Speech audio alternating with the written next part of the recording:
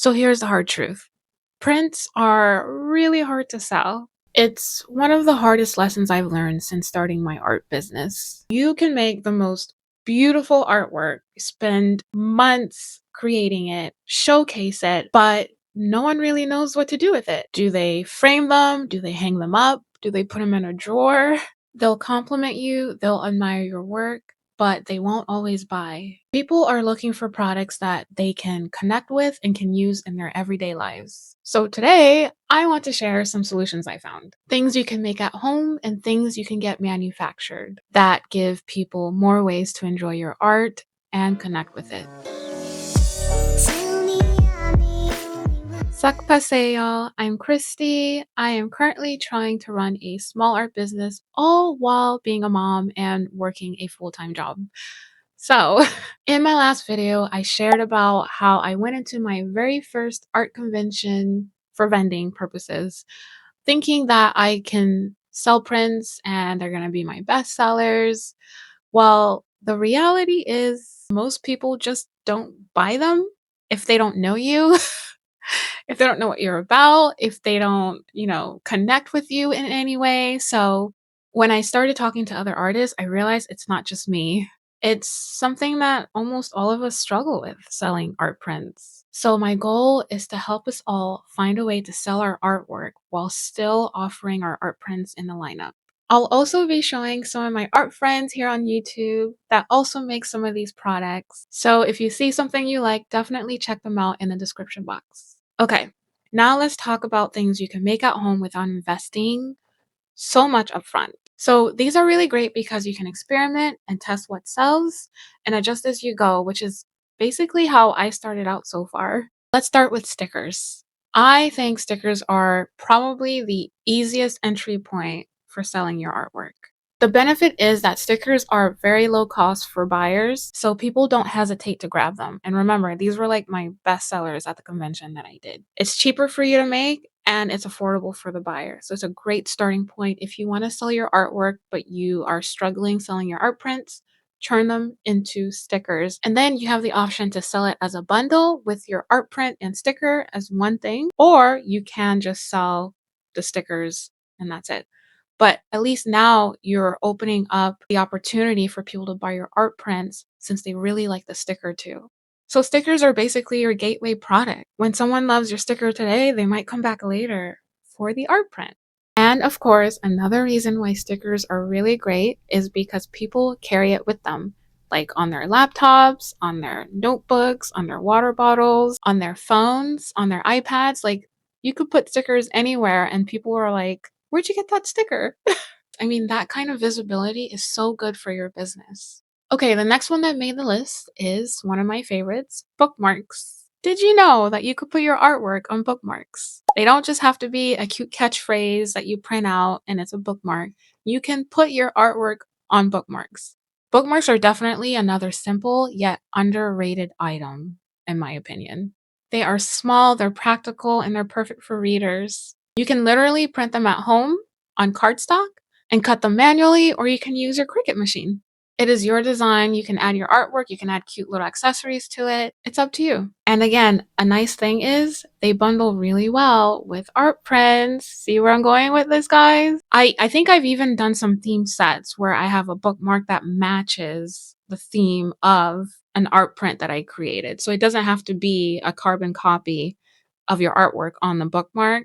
But if you want to offer different types of bundles, you could do something like that. That way, this gives people a way to use your artwork in their daily life. So I totally recommend them as a item that you can make at home for sure, 100%. So my friend Ash Nicole makes bookmarks with her art, and you can check her out in the description box. Okay, this next one is something that I really, really, really want to do. I haven't done yet because I have not had the time whatsoever, but I 100% recommend it. Greeting cards. Turn your artwork into greeting cards. Greeting cards are just awesome because they're not just for the buyer, it's something that they can share. They make your art giftable, which adds a whole new level of appeal to me. One thing that I really want to do is paint on my watercolor greeting cards and offer those originals. That's probably a lot of work, but it's something that I'm really passionate about doing. handmade greeting cards, and they'll all just be very unique pieces on my site eventually. I don't know when I'm gonna get to it, but it's just a thought. So my friend Neon Shiba, love you, makes greeting cards at home as well. So you can check them out in the description box. The next item you can make at home are postcards. I think postcards really solve the prints are too big for me to buy, because a lot of times I think people don't want to buy art prints because they don't know where to put it on their wall. Like there's not enough wall space, or it's too big, or it's just not functional enough. Well, postcards are really great, which kind of goes in line with the greeting cards. You could share those, right? Or now you have something you can keep that has usability later if you so choose, but it's in a small printed version versus like a big art print. They're even more affordable technically than buying actual art prints. So I think a lot of people might seek out that option. If you don't want to just offer art prints, you could offer your prints as a postcard. Again, they're super easy to make at home. The same way you would print your art prints, you just flip that bad boy over and print a postcard template on the back. That's it. It's that simple. Next up, if you have an online shop like I do not sleep on digital downloads, okay?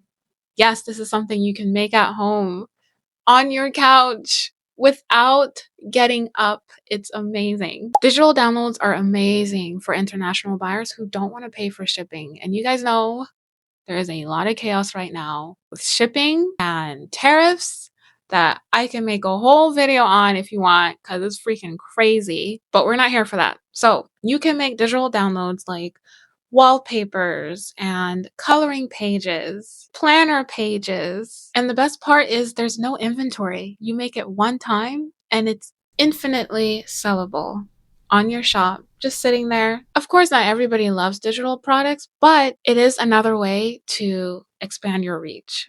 So my friend Steffi Colors here makes coloring pages with her artwork, so you can check her out in the description box. Okay, now that we got all that out of the way, we still need to address art prints, because I know you're probably thinking, should I just stop selling them? And no, I am not saying this at all, so I hope nobody is getting that idea from me, okay? Art prints are a classic. It's the first thing people think about when they're starting their art business. And don't get me wrong, they can sell, okay? Especially if you have a community already or you're a well-known artist and people just want to collect your artwork. But like for a lot of casual buyers, prints can feel like a big commitment. They take up wall space, they usually need a picture frame, and people hesitate to buy them unless they're buying it from an artist they've already connected with.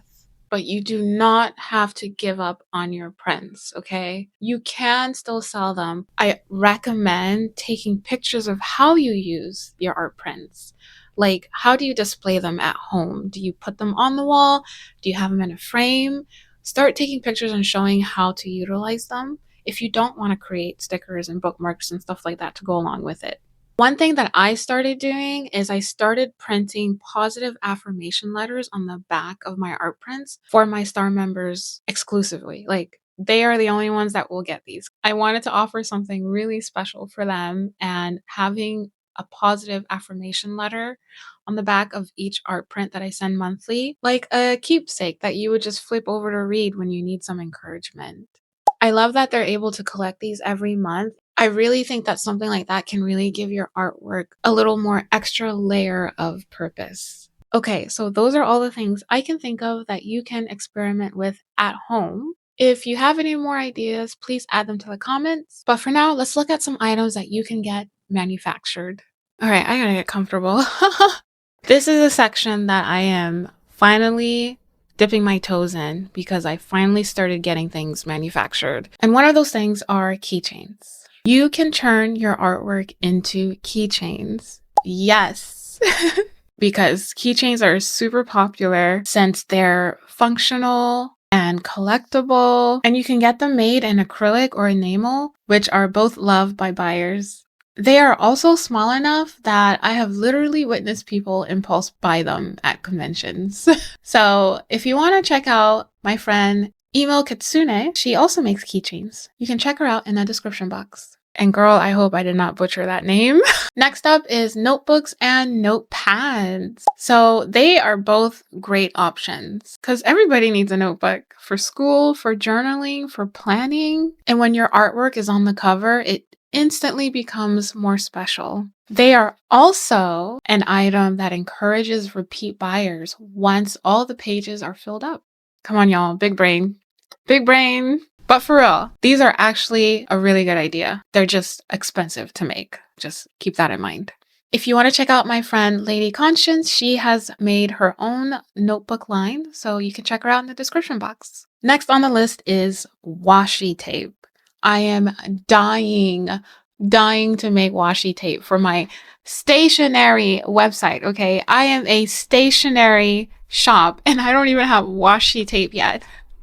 What? So I finally started designing one. So that's what this is. This is another great idea. I can't believe I never thought to do. And I think it's because I've been afraid of investing in this because you put your artwork on it and then you send it off to this manufacturer that could easily screw up the coloring and everything. And then you've ordered this whole batch of stuff. And now you're like, what do I do with this? That is my fear. But I will document the whole process and journey.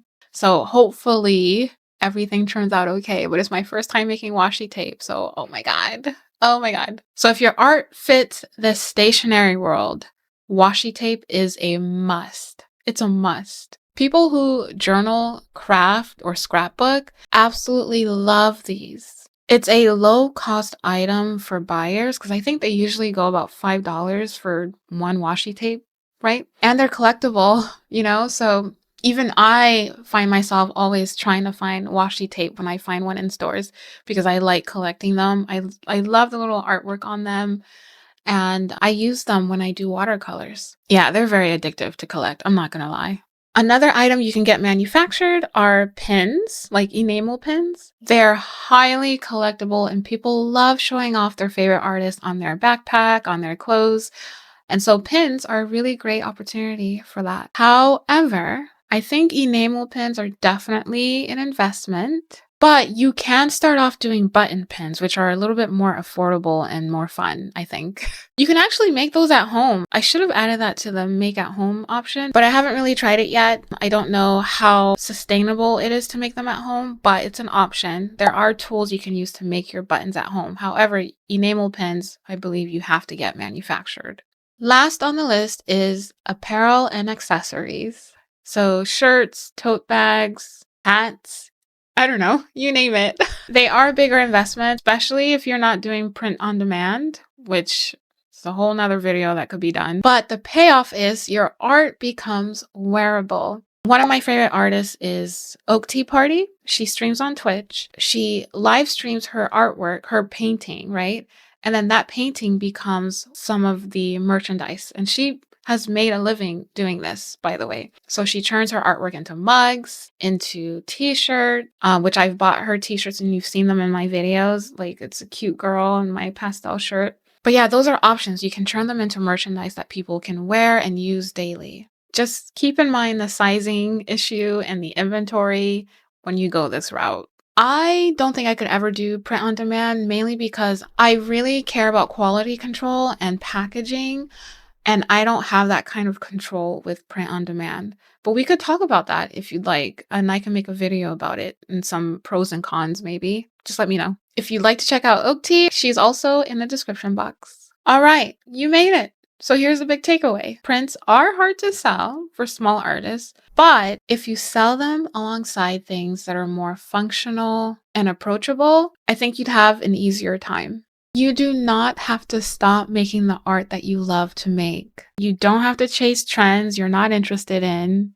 This is just about finding ways, different ways, to present your art and offer your art in ways that is more functional and ways that people can enjoy in their everyday lives. So experiment, try some at-home DIY items. Invest in manufactured items if you can and see what works for your audience. Remember, this is just my experience, my opinion, and what I've seen so far. So take what's useful, leave what isn't, and build your business in a way that feels good for you. If you made it this far, leave a star in the comments or let me know what made you smile today, and I'll see you in my next video.